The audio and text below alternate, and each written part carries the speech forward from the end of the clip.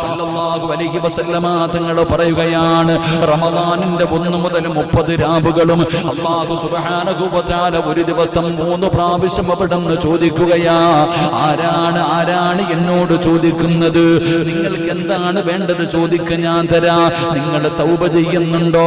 ഞാൻ നിങ്ങൾക്ക് പുറത്തു തരാം. നിങ്ങൾ പാപമോചനം തേടുന്നുണ്ടോ?